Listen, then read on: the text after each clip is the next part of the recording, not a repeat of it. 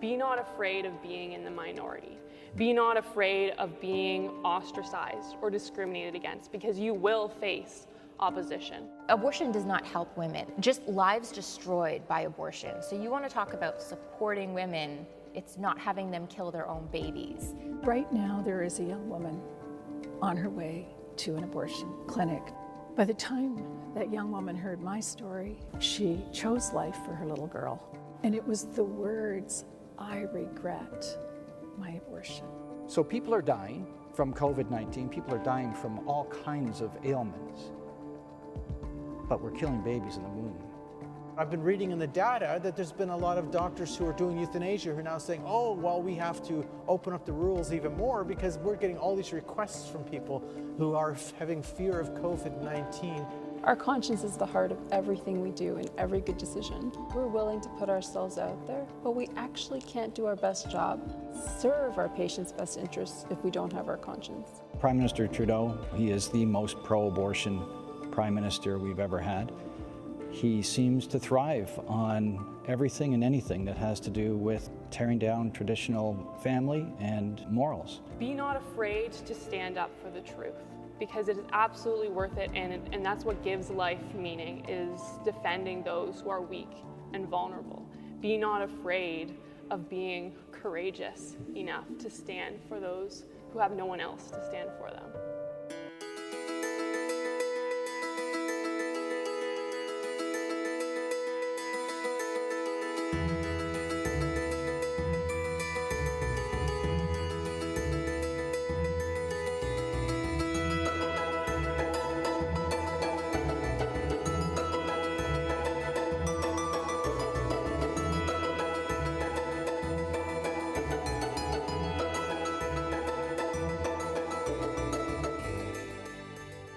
And hello and welcome to Be Not Afraid, EWTN Canada's pro-life special for 2020. I'm your host, Doug Keck. EWTN, you know, with our outreach of 145 countries and territories, including, of course, our channel in Canada, works hard to spread the pro-life message around the world. Each year, we're proud to bring you the March for Life from Washington, D.C., the Walk for Life West Coast from San Francisco, One Life LA, and for the past several years, of course, the National March for Life from Ottawa, Canada. You know, if you'd like to check out all of our pro-life resources and programming, go to EWTN.com/pro-life. You can also go to the website to find out how you can view EWTN in your area. Just simply click on the TV at the top of the page and then the channel finder. Of course, you can always watch us on the internet, you know, on YouTube, on our EWTN app, and on our video on demand channel. And don't forget to check us out on Facebook and Twitter. Unfortunately, because of the COVID-19 pandemic, we had to postpone our EWTN Family Celebration this year, which we were holding in Toronto. But stay tuned for those in Canada for a new date in 2021. We'll be announcing that soon. We look forward to seeing you then. Today is May 14th, the day of infamy in Canada, the day in which Parliament decided to remove legal protection for the unborn child. The year was 1969. 51 years of abortion on demand in Canada has resulted in more than 4 million abortions. Now, for the past 22 years, concerned Canadians have marked this day by gathering in the nation's capital for the annual March for Life. And EWTN has been very pleased to cover this momentous event for many, many years now. However, due to the pandemic and government restrictions on public gatherings, organizers had to cancel the march in Ottawa. Instead, they've taken the March for Life online for an entire week of events, including this pro-life special right here on EWTN Canada. Be not afraid. This is the theme of this year's march, with Canada having the dubious distinction of the country, believe it or not, with the most permissive abortion criteria in the world. It's time for all Christians to rise up and be courageous in the protection of society's most vulnerable. That's what Mother Angelica would say. Join me today as a number of our champions from the pro-life movement in Canada join us for this program. Many of you will be familiar with our first panelist, been featured on many EWTN programs, Canada's most recognizable expert in the defense of life. She's given almost 1,000 pro-life presentations across North America, around the world, and was recently a presenter at Talks at Google, speaking on abortion at Google headquarters in California. Stephanie's ministry, Love Unleashes Life. Welcome, Stephanie Gray. Great to have you. Great to be here. Now, our next panelist is no stranger to EWTN. He's a filmmaker, international speaker on all things faith and family. His recent film is Vulnerable, The Euthanasia Deception, very, very popular. Also, Fatal Flaws, Legalizing Assisted Death, also very popular. Have screened internationally, have changed public discourse on euthanasia and assisted suicide around the world. Been featured on EWTN Live. Our good friend and many times the MC at this event is Kevin Dunn. Welcome, Kevin. Great to see you. Good to be with you, Doug. And finally, representing the Campaign for Life Coalition, who are the actual organizers of the Canadian National March for Life, is Matthew Wojciechowski. And Matt is a community organizer and public speaker and oversees CLC's international efforts at the United Nations. That must be a tough job. He and his wife just had their 4th son. Congratulations, and welcome, Matt, to the program. Thanks for having me, Doug. So let's get each of yours take on this year's theme, Be Not Afraid. Can you speak to the theme as it relates to your various ministries? First up, Stephanie, you. Sure. So when we talk about what is fear? Fear is an emotion that is a negative emotion that can cause us to do things we shouldn't do or not do things that we should do. And as it relates to the abortion issue, unfortunately, because a woman in a crisis pregnancy may be afraid, she may end the life of her child. Because a physician or another medical professional is afraid of how their colleagues or the medical bodies will react to pro-life decisions they make, they may refuse to act in a pro-life manner. And so we need to be not afraid. How do we be not afraid? We trust that there is a power larger than us, stronger than us, that can work all things for good. And when we think this is impossible, I don't know how it will work out, God himself can turn all things for good. And so what we need is to have love. And perfect love, as the scriptures say, casts out all fear. And so we need to trust that because God loves us, he will make a path. As Moses led the Israelites through the Red Sea and parted the waters, God will make a path. And if we believe in that, then we should be not afraid. Very good. Thank you, Stephanie. Now, Matt, your take.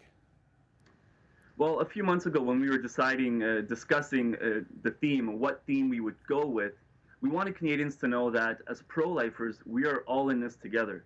And it's becoming increasingly harder and harder to speak the truth with a capital T in today's culture. There's this culture of fear, of being rejected, stigmatized, and worse, persecuted. And I mean, Christians have been persecuted ever since the beginning, and they continue to be persecuted all around the world. I think the words, be not afraid, are words that help us to live out the gospel of life. They are words of hope. They are words of courage. And we want people to know that we got this. Turn to God for courage, and if we remain faithful, he will take care of the rest.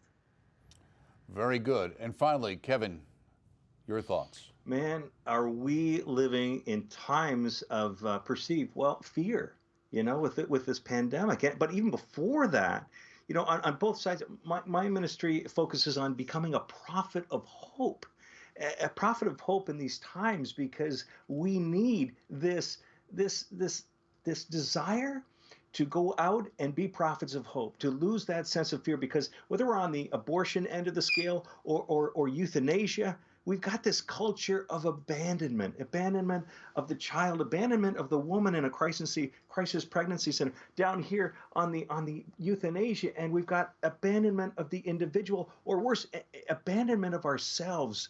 We need now to reach out to those people, to be not afraid, to reach out to those people in our lives who need it. Become a prophet of hope in the lives of those around us. Be not afraid. It's as simple as picking up the phone and calling someone who needs it.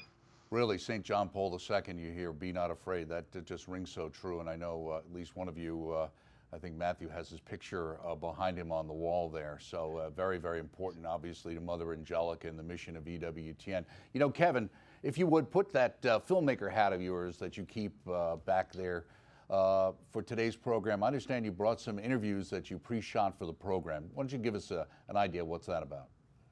Yeah, well, normally we would be on the Hill, as you mentioned, with the great help of EWTN, who's been so stalwart and faithful to the pro-life cause in Canada, bringing us the special every year.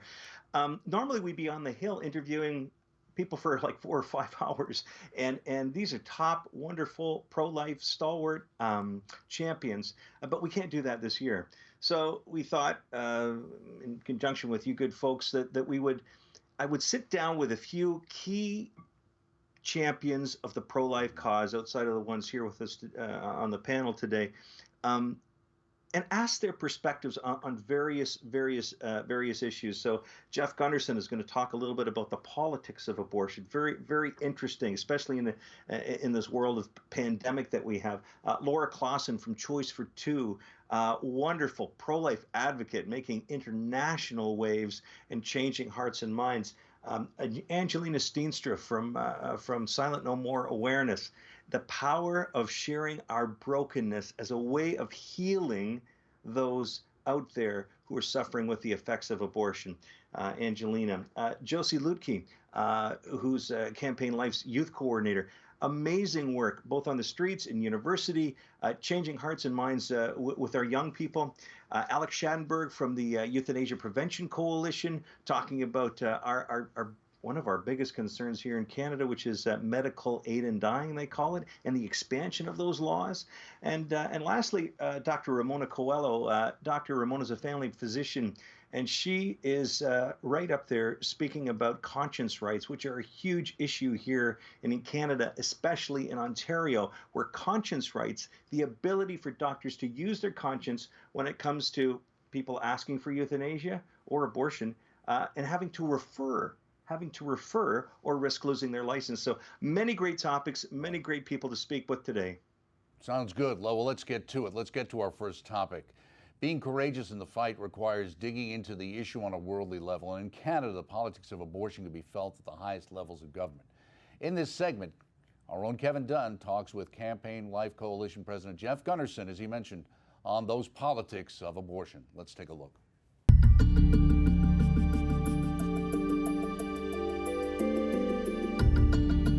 So Jeff, here we are in the midst of this crazy pandemic when they're talking about, essential services. Essential services is the only thing. And yet I understand in Ontario, at least, abortion is considered an essential service. What do you say to that? Wide open across the nation as far as we know. Of course, that's just absurd. It just goes to show you how deep the abortion mentality is in Canada, and that somehow the killing of preborn children in their mother's wombs trumps any pandemic. I think that if you took a mic out in the street and said, abortions, they're still allowing abortions to go on during this pandemic, and you, especially if you met a senior on the street and said, well, I had to put off my hip surgery for 3 months, or I had to put off my heart surgery for 6 months. How many people have died in Canada waiting for a heart surgery? I heard it the other day, 25 or so. Then that could just be Ontario for all I know. So people are dying from COVID-19, people are dying from all kinds of ailments, but we're killing babies in the womb while all this is going on. So it's important, and that's why we march every year, because it doesn't matter whether there's a pandemic or not. If you're killing babies in the womb, something's wrong. We have to be there to witness to that. Is it politically motivated? Like why such a drive? Even during all these crazy times, we still see money going overseas. We still see a very pro-abortive ethos, if you will, in this country. And what are you? I mean, you're on the front lines of this. You must see what's happening, and what's being done to kind of thwart that. It just defies all logic. Trudeau, Prime Minister Trudeau, is, he is the most pro-abortion Prime Minister we've ever had. He seems to thrive on everything and anything that has to do with tearing down traditional family and morals. So I don't even know if it's political. I mean, it's evil. It's just evil. Will we ever see a pro-life Prime Minister in this country? Yes, we will have a pro-life Prime Minister in this country someday. For the most part, we are persona non grata in both provincial and federal parties. The federal party actually has an edict that no pro-lifer can run for the party. That came out on the eve of the March for Life 2 or 3 years ago. But we have in the party currently, we have in the Conservative Party of Canada approximately 60% who are leaning towards pro-life. Doesn't mean that they're 100% pro-life, but they would like to see some restriction on abortion.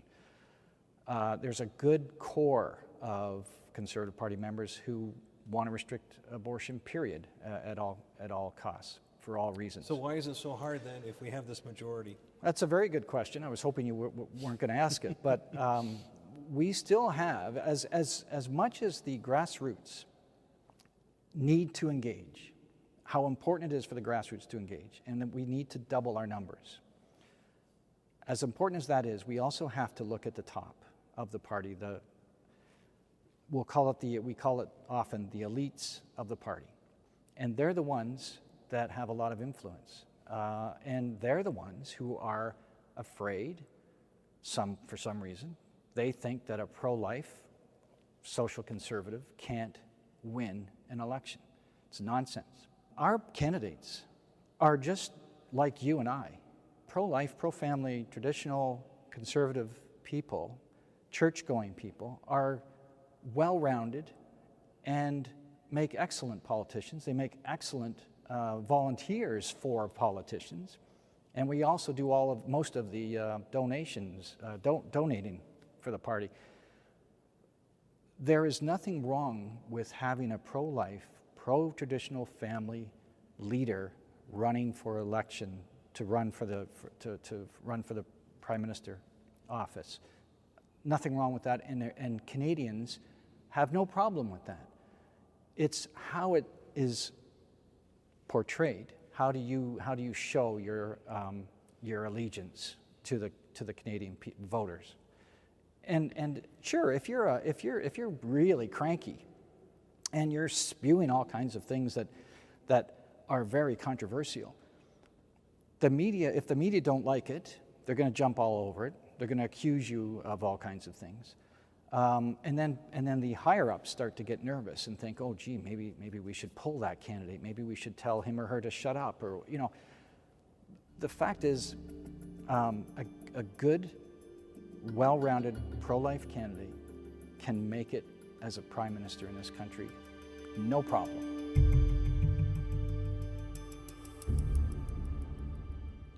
So Matt, does Jeff paint a realistic picture in your mind? Because he's my boss. But it's clearly an uphill battle in Canada. It's always been. But the pro-life movement in Canada, at its core, is a grassroots-led movement that does not give up. And when you look at our internal numbers at Campaign Life Coalition, we've been involved in elections, nominations for almost 40 years, for more than 40 years. And we know that pro-lifers are the most engaged in the political process out of more than any other voting bloc. We have people who become party members, they donate, they volunteer on campaigns, and most importantly, they always show up to vote. But in order to earn our vote, candidates really need to speak with conviction on the life and family issues. So pro-life Canadians, I think, are very hungry for political leaders who will represent them, represent traditional family values, who will stand up for life. And I will just close on this. A former Liberal MP, member of Parliament, once told me that if pro-lifers don't get involved in the political process, then we allow those who do get involved make all the decisions. Pro-lifers need to remain engaged. And in politics, I guess most of the battle is just showing up. Right. Well said. Stephanie, now in your case, you've been at this quite a while, from your days at the Canadian Centre for Bioethical Reform to speaking internationally. Could someone like a Stephanie Gray run for office, and what would be the biggest obstacle to someone doing that in Canada? Well, I think someone who kind of has taken the activist style that I have could successfully run, but a couple things would be significant to consider. The first is the need to run in an area where they are more likely to succeed in being elected. Secondly, they need to make sure they are surrounded by a team of people and a party that will support what they're saying and what they're doing. Because, as you know, speaking truth is going to result in a lot of resistance. And if you have have to fight internally and you have to fight externally, you are going to be exhausting yourself. So it's very important that when people are going to have the courage of their convictions, when they are going to run to be representatives in society as public representatives, it's very important that they be surrounded by people who support them in being the most winsome, articulate, and persuasive representatives they can be, so that they can then take on the culture as a team. Speaking of women, Kevin, your next interview is with someone who really understands what women really need when it comes to the abortion issue. Can you tell us a little bit about Laura Klassen? Yeah, Laura, she's not only an activist and an advocate, she's also an actor, and she does an amazing job. She's an actress, and she does an amazing job of creating these viral videos. Many of you might be familiar with the magical birth canal one, which was probably the one that really took on, had a baby, you know, a real baby kind of being held up with this imaginary birth canal, and you know, not a baby, real baby with human rights. It was an amazing kind of farcical look, but one that really took hold and was viewed millions upon millions of times all around the world. She's incredible. She not only makes these videos, but she's also out there on the front lines. Great. Let's hear what she has to say.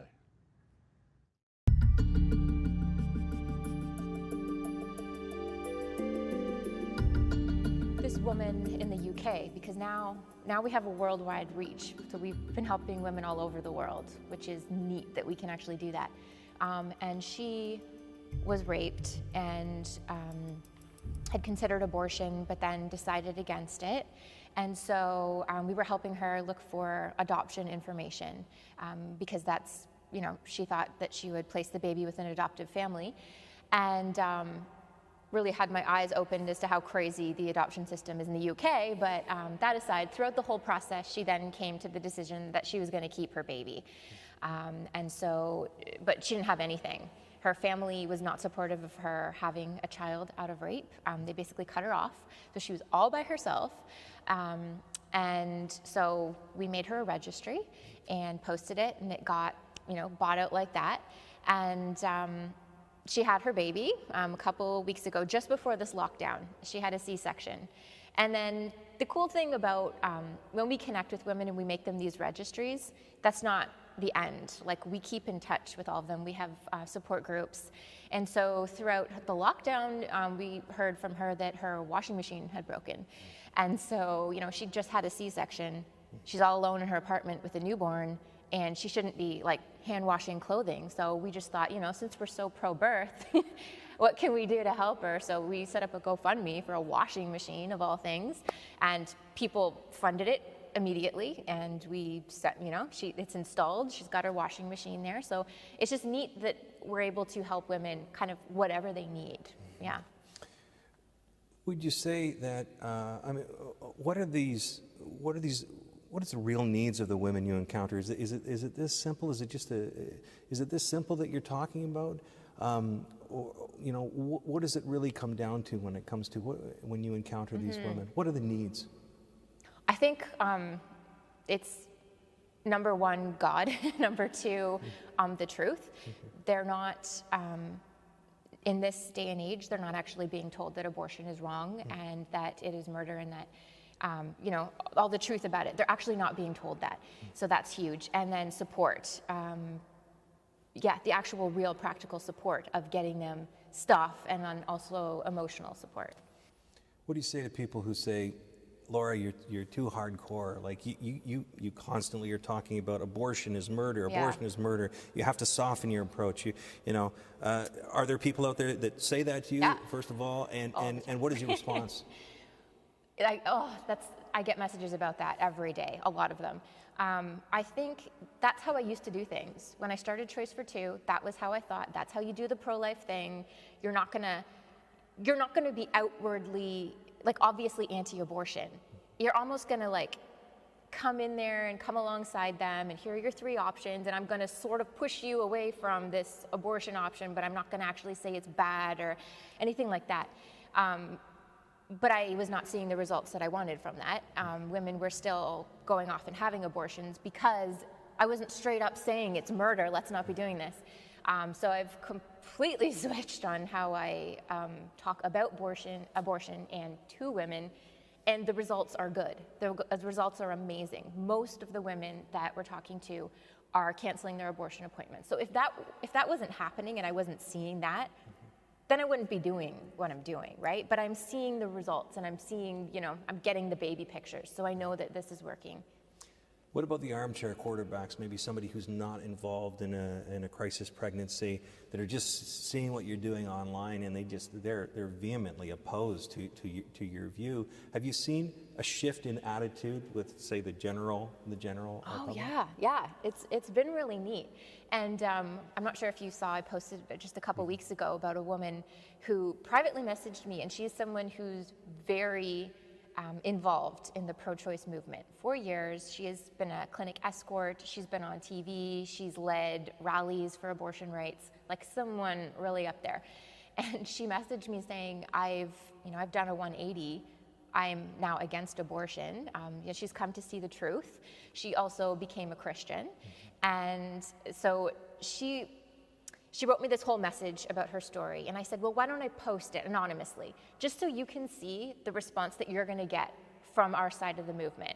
And you're going to be met with love, and you're going to be met with welcoming arms. And she was like, okay, like she didn't really believe that would happen. Posted it, tons of messages from people, thank you, you're doing welcome, we love you. And she wrote me back saying she's never had this kind of love from the pro-choice movement. She's never experienced that, which I was like, of course you haven't. Your whole movement is based on killing people. Like, it's not very loving. So if she comes out with her story publicly, that's going to be an amazing testimony. There might be people watching today who are undecided or maybe opposed to what you're talking about, that this isn't supporting women. We should be supporting women by giving them choice. What would you say? Well, choice. I mean, we're talking about killing people. That shouldn't be a choice. Also, abortion does not help women. Like, that's the other side of things that we do, is we connect with post-abortive women who are suicidal, self-harming, alcoholics, drug addicts, like just lives destroyed by abortion. So you want to talk about supporting women, it's not having them kill their own babies. It's helping them to choose life and move on from there.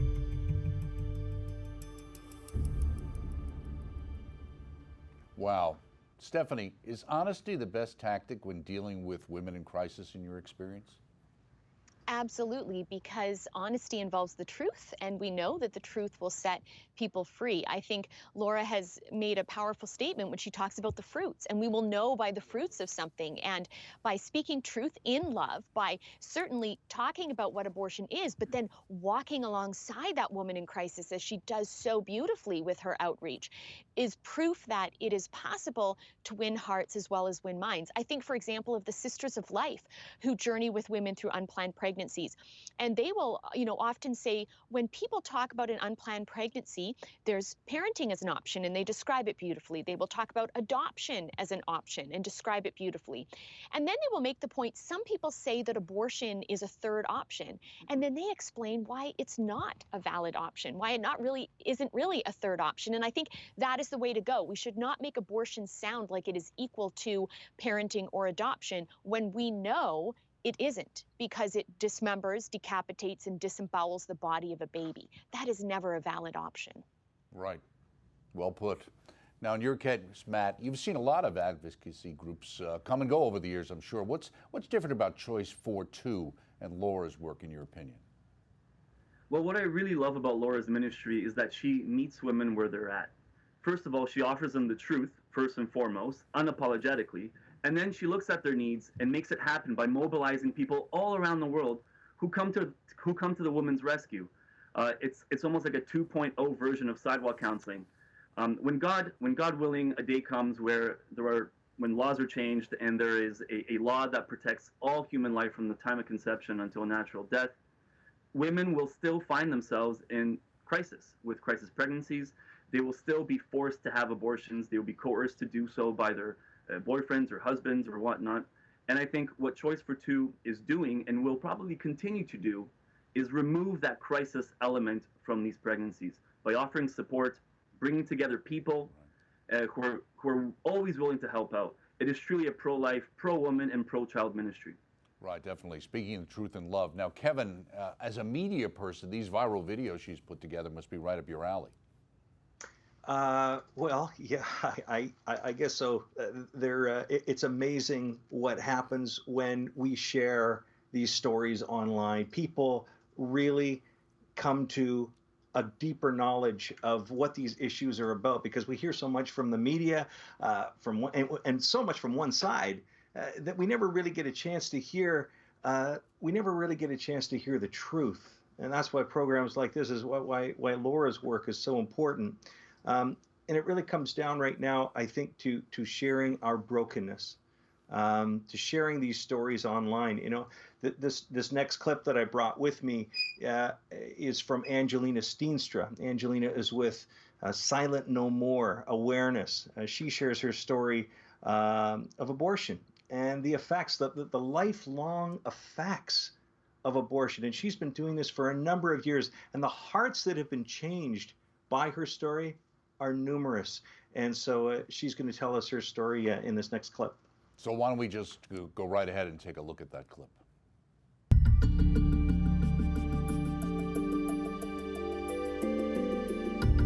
Well, at the tender age of 15, I underwent a surgical abortion that ended the life of my first child, who was approximately 10, 11, 12 weeks gestation. So it's a very personal experience for me, the regret of abortion. And not just first the regret of the loss of my first child, who I would later come to name Sarah Elizabeth, but also the loss of my fertility, and subsequent to the loss through abortion, I lost a child through an ectopic pregnancy, and then I lost my fertility as well. Angelina, this is truly a gift for people who hear it, who have never heard the story before, or this side of the whole regret side. Can you speak to a particular story or a person that you've spoken to over the years that has kind of made you feel, yes, what I'm doing is very important, speaking this story, speaking this part of my life? Well, immediately what comes to mind is one morning, I was speaking at a school in Toronto, and a young man was in the class that morning who'd been absent for a week, and he happened to be back at school. And after I shared my testimony, he went to the teacher who had made it possible for me to be there and said, right now there is a young woman on her way to an abortion clinic downtown. And the teacher said to me, what should I tell him? I said, just tell her not to do it. So he promptly called her. She got off the subway, they met, and by 3:30 that afternoon, because of another woman who was also at the school that day, Debbie Fisher, who was with Silent No More Awareness Campaign, by the time that young woman heard my story and Debbie's story, she chose life for her little girl. And a couple of years later, a year later, she was at the March for Life holding her baby. And it was the words, I regret my abortion. Wow. And that young man, when he spoke to her on the phone, said, they regret it. And she said, why? And that's what caused her to get off the subway to come and hear why we regret our abortion. Yeah, sharing brokenness, sharing that brokenness, which you've done and continue to do so bravely, is a work that Silent No More Awareness is really all about. I mean, every year, and this year excluded because we're not on the Hill, so many incredible stories shared from brave young men, women and men, turning hearts and turning lives. Briefly tell us about the effects of these stories being told on young people.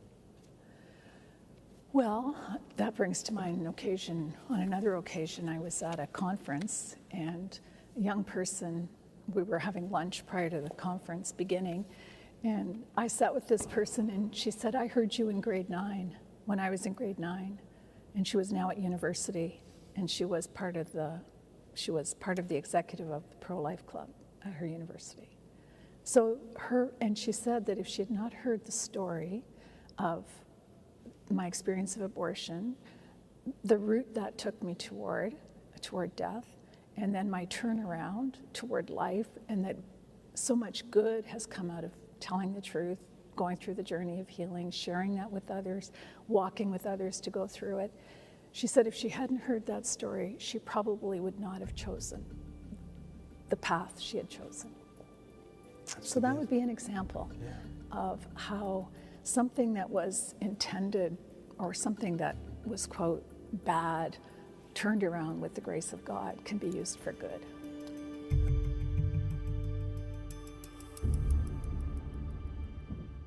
So Stephanie, what do you think about that powerful story Angelina told, and about her work? And is it fair to say that abortion hurts women? It's absolutely fair to say that. I actually know Angelina personally, and I consider her one of the most inspiring women that I know. She has a deeply humble heart, a love for the Lord.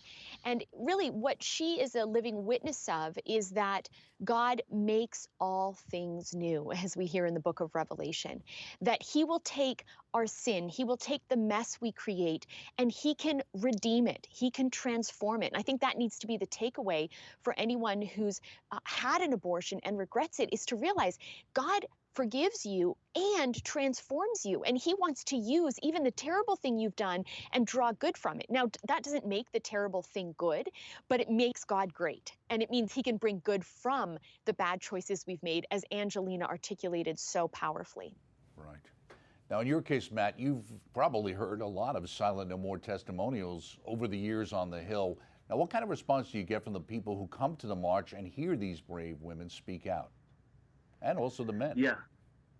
Yeah, definitely. I mean, the way that the march is set up usually, when we do have a physical march, there's a rally, there's a march, people march through the downtown streets of Ottawa, and they all return back to Parliament Hill, where the men and women of Silent No More then spend about an hour giving their witnesses. And I remember this one year, it's just a quick story. I was walking, I was about a block or two away from the stage. I was trying to put out some behind the scenes fires. And at that point, I heard a voice of a woman who was speaking and sharing her testimony. And now, first of all, I thought of two things. One, thank God to that technician who blasted the speakers so that everyone in downtown Ottawa could hear that message.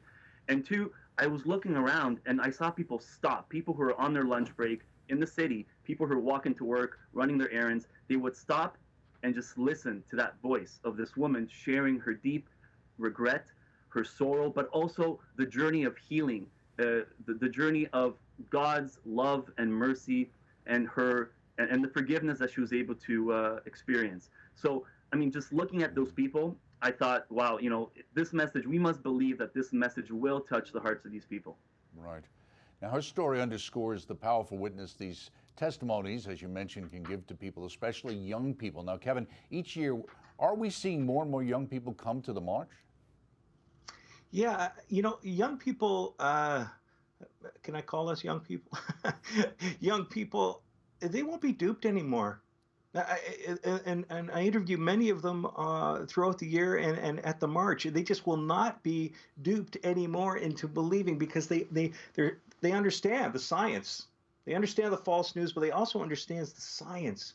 And when these women and men get up and share their brokenness, share their stories, it speaks right to the heart. I think of my own dear wife who shared her story on the Hill about meeting up with her birth son of 35 years. And this was a story she and I, you know, knew for many years, of course, just as husband and wife. But she came to that moment where she needed to share it. And it became such a healing moment, so healing that she ended up meeting her son 35 years later, her birth son, who I consider my own son, Patrick, now. And you know, it's in sharing these stories that young people are coming to know the truth about abortion and about all life issues.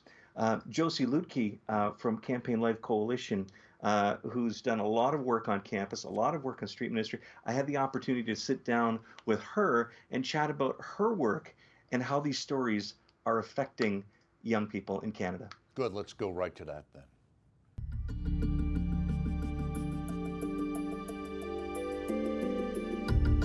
So Josie, you're not only youth coordinator for Campaign Life Coalition. You've had a lot of hands-on work with your time at university. Can you share with us maybe an experience during your pro-life work at your university? Yes. One time we were going to have a pro-life activist come to speak on campus, and unfortunately we faced a lot of roadblocks in trying to have her come speak, roadblocks that other clubs wouldn't face, including... Where were these roadblocks coming from? They were coming from the university and the student union, unfortunately, and they just had a lot of last-minute demands in terms of purchasing security and so forth, and so we went ahead with the event anyway, but we were put on probation as a result of doing so. So how many people would have come out to something like that? The timing was unfortunate because the university ended up being closed that day for weather-related reasons, but we did have 20 people come out for it despite the closure. Potentially more had not been weather issues. So is there fear? I mean, what's driving this this animosity towards pro-life groups on university campus? I'm sure some of it's fear that they don't want to have the debate. They don't want to reflect on our culture and what it would mean if 100,000 innocent human beings were being unjustly killed every year, as is the case in Canada. I think that some of it's just hatred, intolerance, and so forth.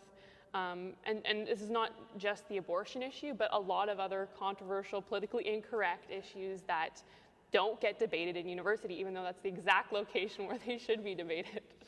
So why bother at all? Why bother at all for you? I mean, you have to go through all this and being called politically incorrect and all that, but as somebody on a university, what drives you to do this? For the babies, for the one person who changes their mind. And sometimes it doesn't happen immediately. There was this one guy who I had a conversation with, didn't think much of, and then years later he showed up to our club meetings because he had become pro-life. And so sometimes it's just you're planting a pebble in someone's shoe, and they think about it and they think about it and then change their minds. And that's what makes it worth it. Yeah, wow. And you've also spent time on the street actually doing street counseling? Yes. Can you share a story or two of someone that maybe changed their mind, came to a new understanding? Yeah, same sort of thing where I had a conversation with a guy and he seemed like he was a moral relativist. What does that mean? Means that he didn't think that there were absolute rights and wrongs. Maybe he was kind of uncomfortable with abortion but wasn't going to condemn it. And it was the same sort of thing where he walked away. I either got him his email address and then I followed up with him, and he didn't respond to me immediately, but then he said that he'd read some of my columns that I write for the interim newspaper and then changed his mind, and that was that. So again, a lot of these conversations you'll have on the street with people, it's very rare where someone will change their mind right on that occasion. It does happen, but there are so many more instances where you just get people to think a little bit more. Be not afraid. That's the theme that the March for Life has this year. You were probably part of the conversation that brought that theme forward. What does "be not afraid" mean to you, and what kind of message would you give to especially young people who might be watching? Unfortunately, in our culture, a lot of young people are not pro-life, and so to those who are, be not afraid of being in the minority. Be not afraid of being ostracized or discriminated against, because you will face opposition. Be not afraid to stand up for the truth, because it is absolutely worth it, and that's what gives life meaning, is defending those who are weak and vulnerable. Be not afraid of being courageous enough to stand for those who have no one else to stand for them.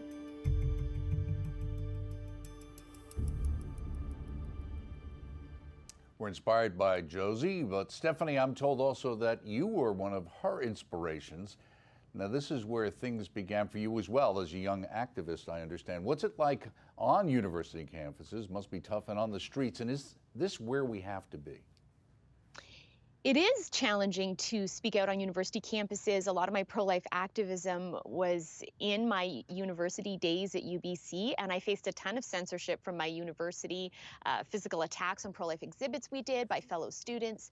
And so, like Josie was saying, we need to nonetheless press forward. We need to be not afraid to be part of the minority, knowing that if we take leadership, then eventually we will become the majority. But it takes a few courageous individuals stepping forward. So we absolutely need to engage, especially on college campuses where we're dealing with young people that are facing unplanned pregnancy. So that is our target audience. That is the marketplace of ideas. So we need to be willing to take the heat on ourselves in order to turn up the temperature and change society.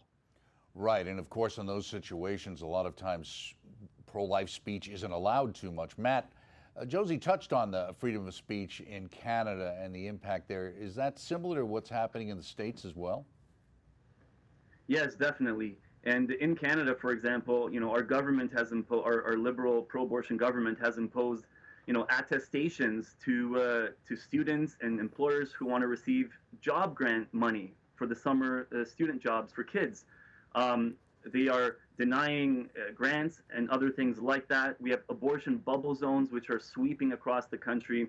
These are totalitarian laws, which are not anti-speech, they are anti-pro-life speech. And that's the biggest problem, because pro-abortion people can hang out there and do whatever they want.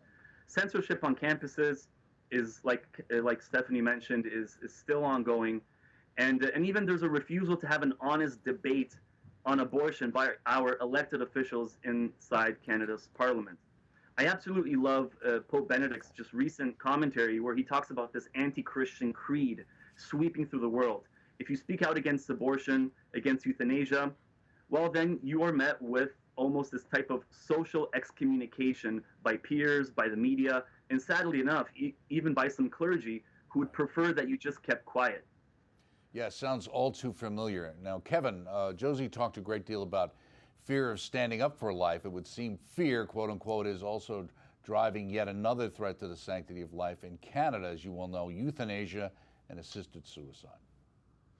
Yeah, it's hard to believe it could get worse in our dear beloved country, the true north, strong and free. But in 2016, it did, when the Supreme Court overturned the law which criminalized assisted suicide. And since then, we've had 13,500 deaths due to what they call medical aid in dying. And last year, it kind of peaked in June. 5,400 people chose, if you will, if you can call it choosing, assisted dying. And it really, when we look at this, and we've looked at this all around the world, and we've studied it with the Euthanasia Prevention Coalition, giving these numbers, putting these numbers together. And what you find is that the number one reason why people are asking is not because of physical pain. Yes, there's times that you have to get the medication right, but it's not physical pain. It's actually fear of future suffering that's driving the requests. It's fear of becoming a burden. It's fear of losing my autonomy. It's fear, fear, fear. And so what we have to do, we have to overcome those fears, and we have to become prophets of hope, as I mentioned earlier in the program.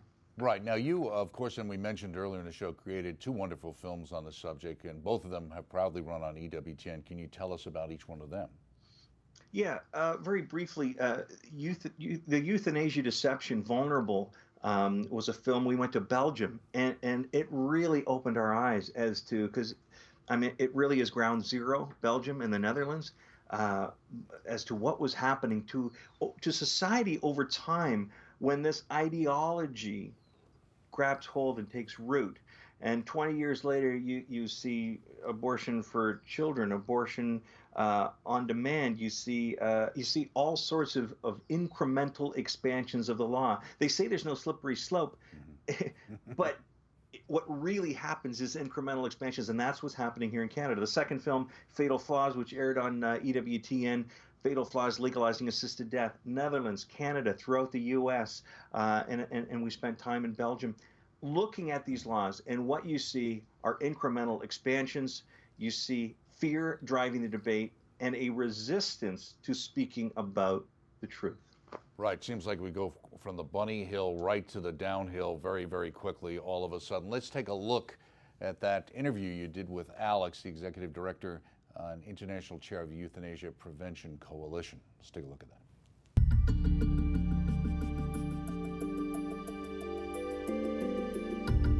So are we seeing abuse in Canada?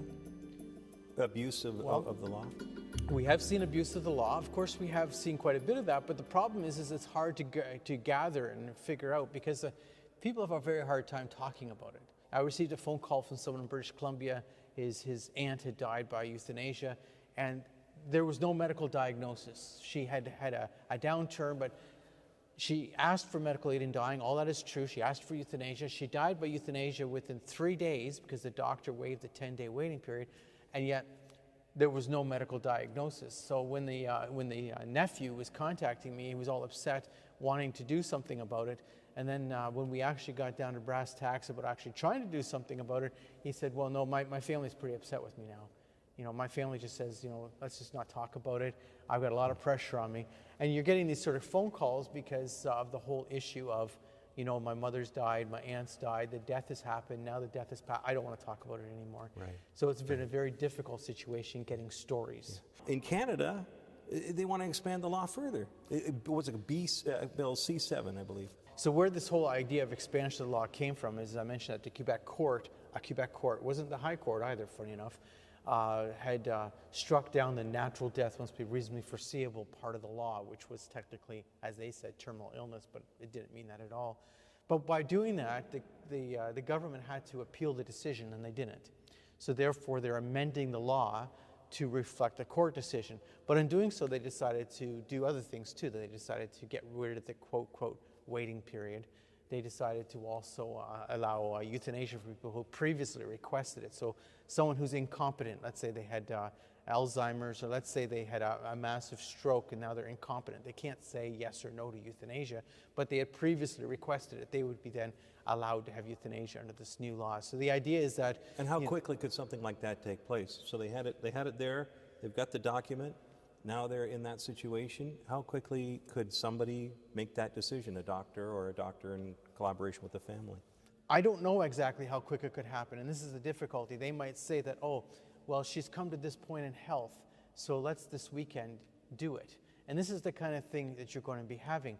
And you have the case in the Netherlands where the woman had resisted, right? The woman who had dementia, she resisted. They came to do the euthanasia, and she was saying no, no, no, and she resisted, and they put the sedative in her coffee, and then she continued to resist, so they had the family hold her down as she was injected. Well, these are the kind of things you're talking about. You're talking and about what happened? Did the doctor... Well, the case was prosecuted, and it went to the courts, and the Supreme Court of the Netherlands has said it's fine. So what you have is a situation where the Supreme Court said, which is crazy enough, this is quite crazy, and this is where my fear is for where we're going here in Canada, is the woman wasn't capable of changing her mind, which is true. She was incompetent. So she's not capable of consenting or not consenting. So therefore the court said because she had previously requested it, therefore she was incapable of not saying no. So let's zoom out a little bit. Before COVID-19, before all of the stuff that's got us here in this empty church, physically distanced, we already had a situation of loneliness, right? A pandemic of loneliness, yes, which was driving this need, if you will, for its self-chosen death, as they call it. So we have this cultural problem already, and this is one of the reasons that euthanasia is being driven to the point where it is, because you have a fear of suffering, but you also have a cultural loneliness epidemic. Now, under COVID-19, we actually see this as being worse, because in fact, you're intentionally now separating families out. What even makes it even further sadness with this is you have, let's say, an elderly mother who's died in a nursing home, and no one was able to even visit her in her dying days, so this is then a real sad, hopeless feeling that's going on. But I've been reading in the data that there's been a lot of doctors who are doing euthanasia who are now saying, oh, well, we have to open up the rules even more because we're getting all these requests from people who are having fear of COVID-19 and they would like euthanasia. This is legitimate. This is legitimate. I was just reading about this, funny enough, yesterday, that you have euthanasia doctors talking about the law is too strict, and so we have people demanding or requesting euthanasia because of their situation. Fear of future we had suffering, fear. We had a case in Quebec. He was not dying yet, but because the court had given him the right to euthanasia, the court had said, in this case, because you don't qualify under the law, we're going to give you the right to euthanasia, as crazy as that might be. he decided to access euthanasia. It was several weeks ago, even though he wasn't dying, even though he wasn't, because he said, with COVID-19, I have nothing. Right. And if you think about that, you would say, well, that's just one situation. Well, no, as I say, these euthanasia doctors are saying one of the reasons to expand the law is that we can't have a situation where people are not being able to get their made in these situations of hopelessness, in these situations. Yet at the same time, when you look at it, it's a cultural phenomena that needs to be dealt with, this cultural abandonment and loneliness.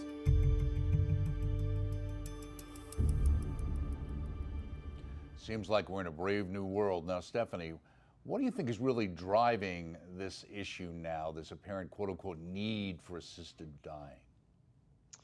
I think people have lost their will to live because they have not been properly taught how to find meaning in their suffering.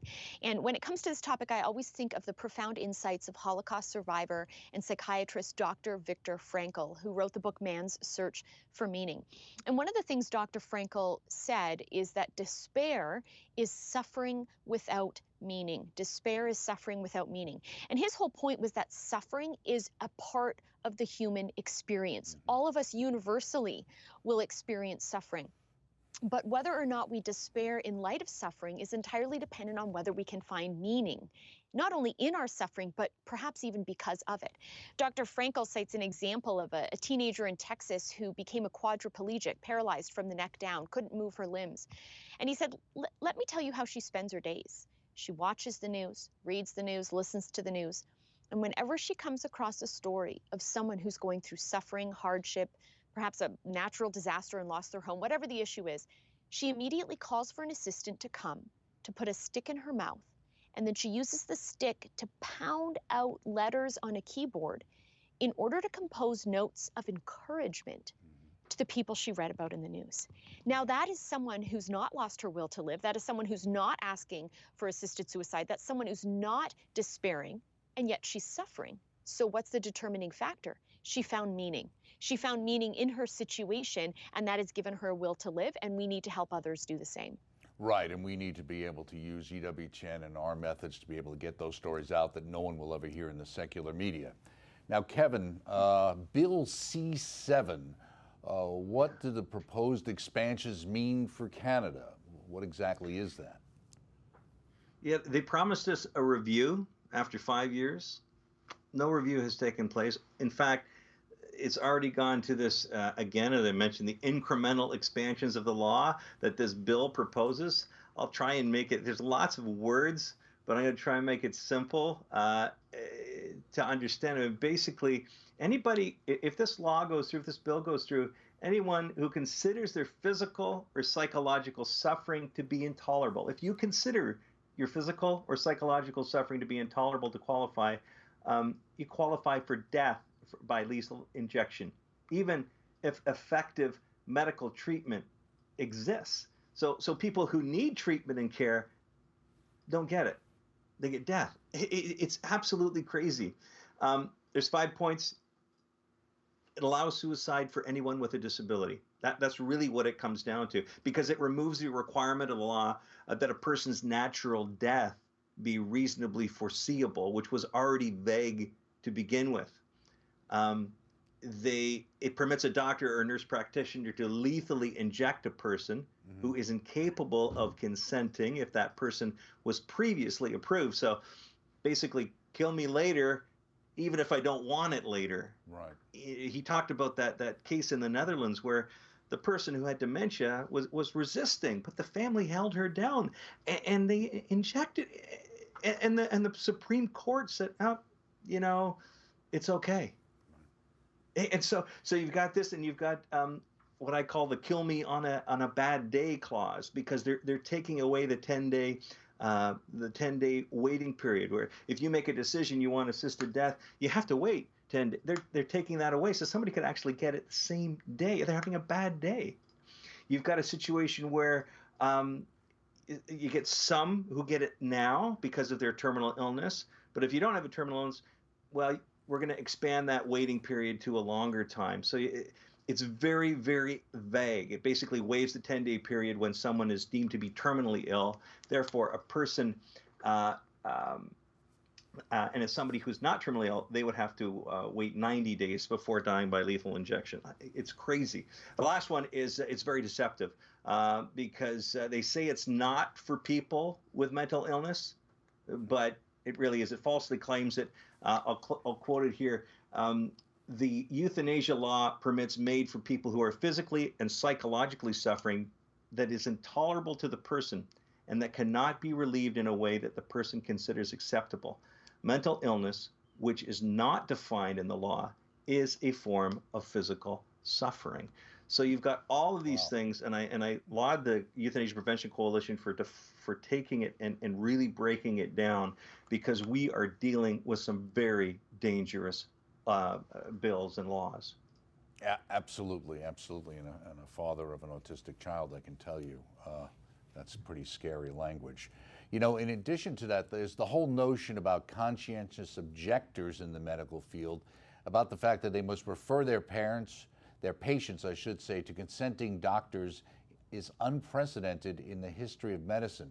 So now, Kevin, you had a chance to sit down with Dr. Ramona Coelho, right, a family physician, to discuss this matter. Let's take a look at that interview and what the issue is.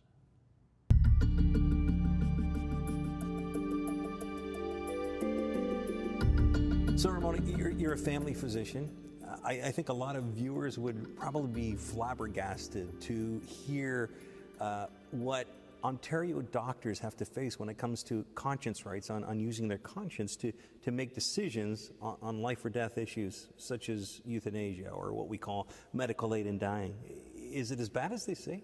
It is as bad as they say. Our regulatory body, the College of Physicians and Surgeons of Ontario, decided before euthanasia was legalized in 2016, they changed their human rights policy, and they said that for any conscience objector who feels that a service is not a good service, that they must participate by way of referral.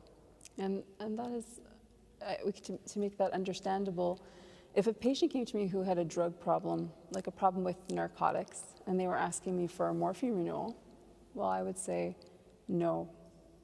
If I said to them, no, I don't think this is good for you, but Joe down the road gives everyone narcotics, I'll send you there, and I'll actually arrange the appointment for you, well, everyone would say, that's being a bad doctor. But that's exactly what the college is asking us to do for medical aid in dying. They're asking us to say, I don't think this is good for you, but I will set up an appointment for this to happen for you, regardless of my feelings about this service. That seems so like an antithesis to, I hearken back to Hippocrates, who I always say gave us the best safeguard at all. If someone were to ask for poison, euthanasia, he would say no. That was the original. I will give no poison. Yeah. And yet it seems we flipped 180 today. That's the thing. Societies, cultures, they can make mistakes in their ethics. And having that plurality and diversity and freedom to practice our ethics is integral to medicine always serving the good. And so, like Hippocrates, his oath was created in a time when people did give people poisons to die. I have nothing left to offer you except death, and that must be better than this. And he said no. And our whole tradition is built on that beautiful kind of non-abandonment. This is not the end for you. We will find a creative solution for you. We will continue to look. And our society now has decided that, well, our legalization, I wouldn't say our society, but our government has decriminalized euthanasia, and the ethics have changed of some people. And to try to do that, to trump the traditional beliefs in such a way is just crazy, actually. So what do you say to those people who say, okay, you're against it, other doctors are okay with it or are neutral on it, and just refer. Like, well, refer to another doctor, then, wipe your hands clean, if you will. So I would say that when a patient comes to me, always vulnerable, there's always a power imbalance, right? I'm the one who kind of has the solutions to offer.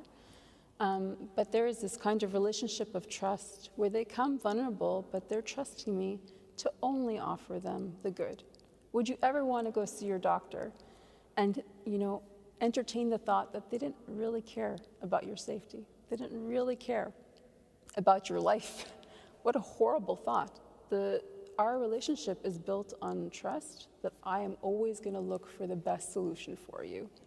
So how could I say to somebody, like, well, go back to that drug addict who comes to me who wants their narcotics. This is something I deal with all the time. And if I said to them, I have something better, you know, there is an addiction counselor I can send you to. There is a center of rehab I can connect you with. There are medications that can help you with your cravings. And he says to me, no, I want my drugs. And I say, fine, I concede. I will arrange you to get your drugs at that. No one would think that that was good. No one would think that was good if they thought it through. And it's the same thing with medical aid in dying.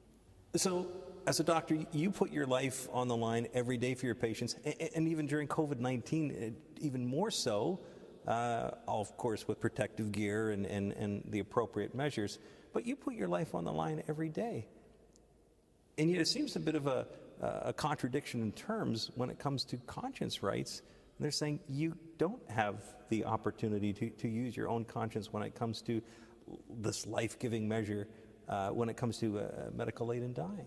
Yeah, it's a funny thing. I would say, you know, my husband is a surgeon. I'm a family doctor. We definitely are seeing people now, but we're seeing them willingly. I want to take care of my patients. I'm concerned for them during this pandemic. I want them to be safe. But I would say that for the government to understand, we're willing to put ourselves out there, but we actually can't do our best job. We actually cannot serve our patients' best interests if we don't have our conscience. Our conscience is the heart of everything we do and every good decision, ethical decision we make in medical care.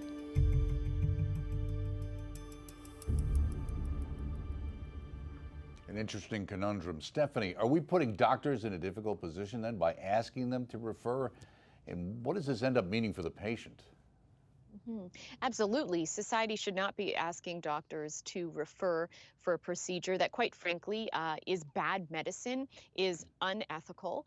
And so instead, we need to be really focusing on what healthcare is. If we think about those two words, health and care, health is to restore a body to its proper functioning. We never have doctors take a healthy body and maim it, but instead we have doctors find an unhealthy body and restore it, repair it. And what is care? Well, it's the opposite of harm. It's making sure people are sustained, that they are comforted. And so inflicting death on one's patient is going against the very nature of what health care ought to be. And as a result, the impact it has on patients is they will begin to wonder, can I trust my physician?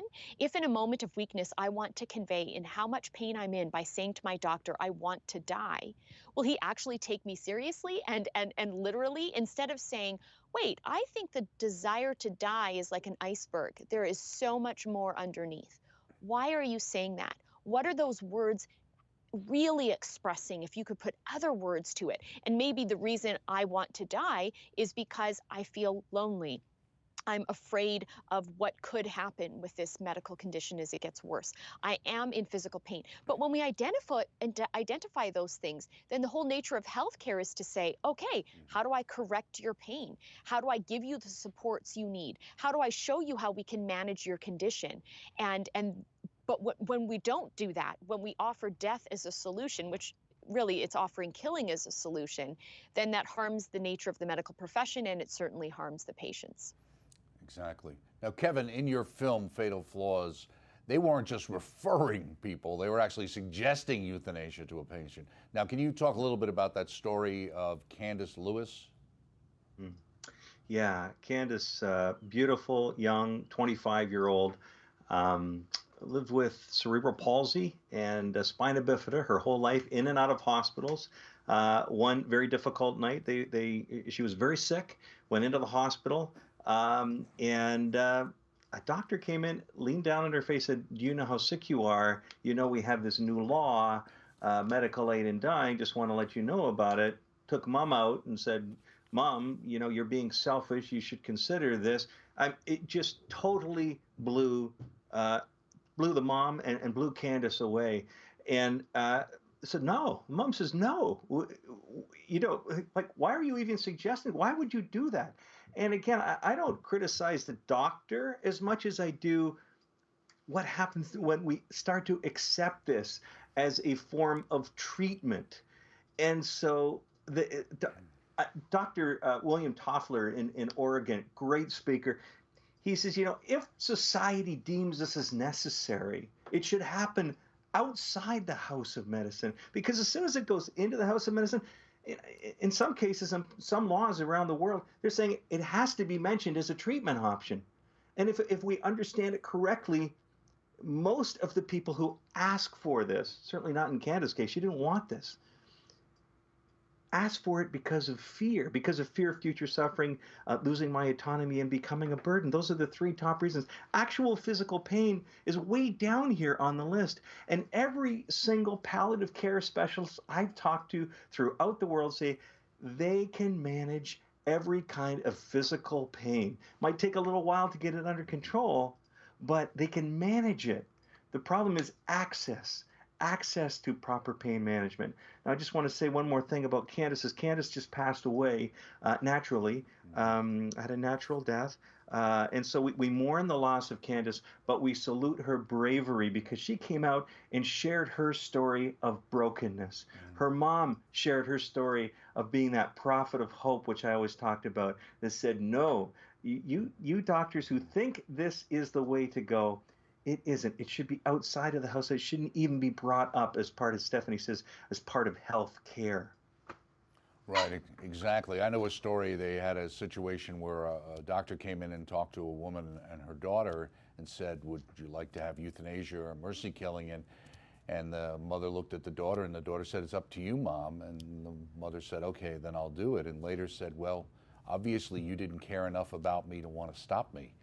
So I think sometimes we have to make sure that we're not being overly sensitive in the sense of saying, well, we don't want to interfere with Mom's wishes, when really what Mom's looking for is to know that you don't want her to do that. You want her to stay. Now, Matt, it seems we've entered obviously dangerous waters. Your comments on the whole medical aid in dying, especially in Canada.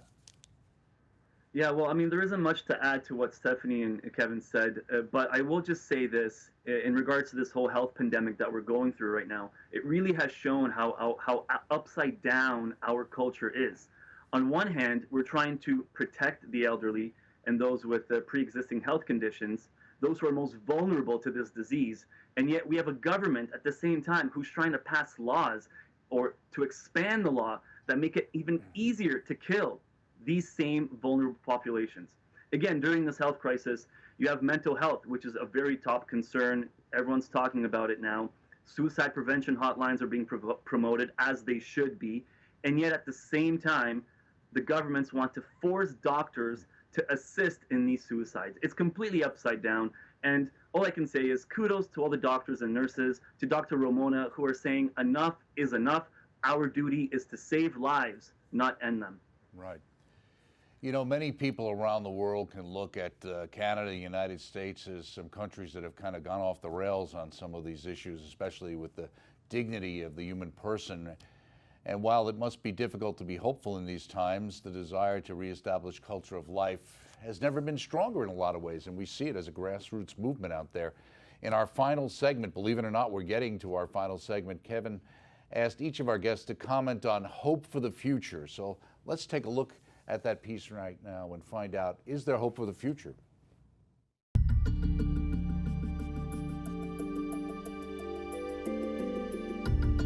I wake up every day thinking how bad it might have been if we weren't steadfast in our faith in God. I am a Catholic, and I know that Christ reigns. He does not appear to be reigning in our country. We have to let him reign, and my hope is that conversion will come about. We really can't, we can do everything politically. We can try, and there is a solution, there is a political solution, but it's not going to stick unless we have conversion. And we have to let Christ take the reins. We have to let Christ reign in that big building in Ottawa, and in every legislature in Canada, in every town hall, Christ must reign. I'm seeing, honestly, lives changed from these babies that are brought into the world to these women. And often sadly, there's so many cases of rape that we're hearing about and things like that. And the babies truly do bring hope and healing to these women. So, I mean, every new life is so precious. There is hope because there's forgiveness. I could ask forgiveness from the people whose lives were affected by the fact that I ended the life of my first child, that I lost fertility and future grandchildren, future nieces, nephews, cousins. I can ask forgiveness from the child who's living in the Lord. I can ultimately look in the mirror, and the person I see now is a person who's forgiven, who's loved. And ultimately, what is this life that we're looking for?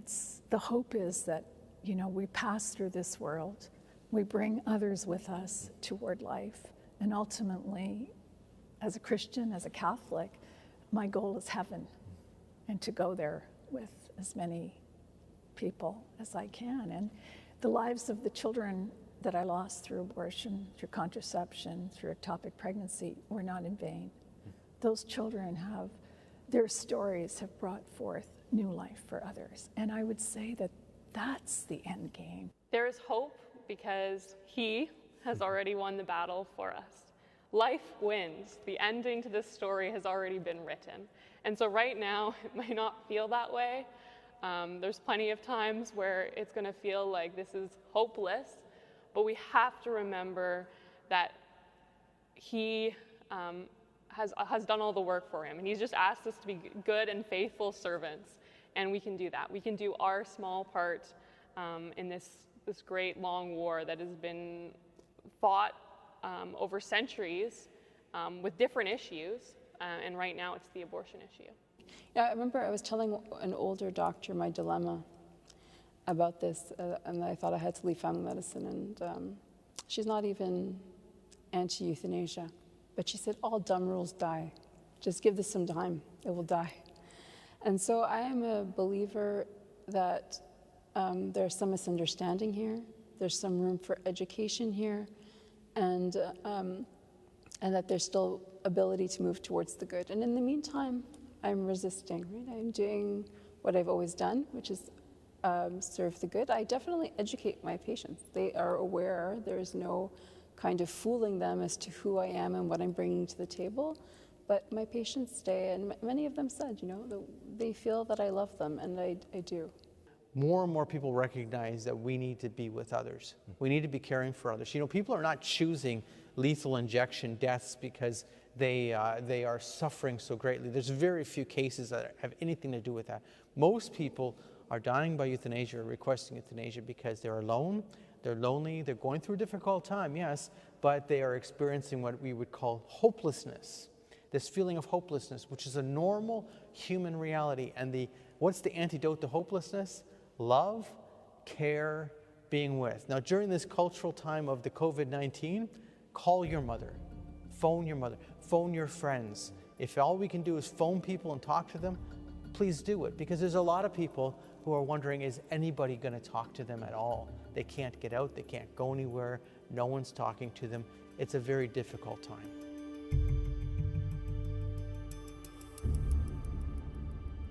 Some powerful statements to think about. Now, as we wrap things up, it's your turn, panel. We'll talk to each one of you about what brings hope for the future in your mind. We'll start off with you, Stephanie. Well, certainly we know that we are on the side of truth, and the truth prevails. So that is our reason for hope. And I'm someone who loves quotes, and near the beginning of my career, it was just as I was finishing up university in around 2000 or 2001, I came across a sermon by then Father Richard John Newhouse. He's now passed away, so the late Father Richard John Newhouse. And he made a statement in there about hope that has always stuck with me. And he said, hope is a virtue of having looked unblinkingly into all the reasons for despair, into all the reasons that would seem to falsify hope, and then to say, nonetheless, Christ is Lord. Nonetheless, this is the story of the world. And this is a story to which I will surrender myself day by day. And he said, not simply on one altar call, but instead as the entirety of one's life, in which every day is a laying of your life on the altar of the Lord Jesus Christ, being offered up in perfect sacrifice to the Father. Christ did that for us. He is our hope. And when we take up our cross and follow him, then we will see the world be transformed and his kingdom come on this earth. Well said. Kevin, how about you? Your thoughts? Yeah, that was beautifully said, Stephanie. It's hard to add to that. I think of the most commonly used phrase that Jesus uses in the New Testament. Be not afraid. I think is it 365 times I heard that. I could be wrong. Be not afraid. And so it's such a great thing to remember each and every day. That's why our ministry, is about prophets of hope, becoming a prophet of hope. I think of my grandma, Edna Kuntz. She used to say, they criticized her for having too many children and what if this happens and what if that? She said, children bring their love with them. Children bring their love with them. And I know as a father of 6 kids, that is what happens. We could fear about, well, what if we can't do this? What if we can't do that? We have a God who loves us, who has infinite love for us. Yes, we have to be reasonable. We have to use our heads. But in the end, it's truly, truly about love, about accepting that grace and letting that love exude from us through the Holy Spirit. Children bring their love with them, and it might even be 35 years later. I know I shared with you that story about Mary's birth son, my wife's son, Patrick. 35 years later, he's now a part of our family. Children bring their love with them. It might be a little delayed, but they do. I think about my daughter, Kathleen, and I had no idea she was doing this. Every week she was spending an hour with an elderly person in a nursing home. And she was playing Scrabble. And one day the elderly person took a newspaper article about medical aid in dying now being available in Canada, and pushed this towards Kathleen. And she said, "What do you think?" And Kathleen looked at her and said, she didn't know what to say. But she basically said, I would never abandon you like that. I love you, Maggie. I see the pictures on your wall. I'm part of your family now. Through this volunteer, you and I have a connection. I would never abandon you like that. I love you. And the old woman looked at Kathleen and said, "You really love me?" She said, "Yeah, I do." And she said, "Well, I guess that's good enough." And she pulled the article away, and they continued playing Scrabble. And she died a year later in her sleep, died naturally. And I think, wow, is it really that simple? Just becoming a prophet of hope, reaching out to those who need us. And then when I'm down, when I am feeling down, when I'm at my lowest, and I start to think about these laws because of my physical condition or about my pain, I have to reach out to those prophets of hope in my life who will give me the encouragement. And so I admonish and I ask any of you listening out there, especially in these times, become a prophet of hope. When this program ends, just pick up the phone, text someone, call them, speak that voice. And I think in that small way, we have hope for the future. Right. Now, in your case, Matthew, let's talk in context of the movement itself. Is there hope in the movement itself? Yes, definitely. I know that we've had our ups and downs really in Canada over 50 years now, ever since the floodgates to abortion on demand were opened by that horrendous law in 1969. But all I can say is this: the pro-life movement is a movement of hope. It is built on hope. We are an Easter people. We are people who defend life because we believe in eternal life. Mother Teresa once said that we are not called to be successful. We are called to be faithful. Be faithful to God, to the truth, and God will take care of the rest. Be not afraid, Canada. Right. Amen.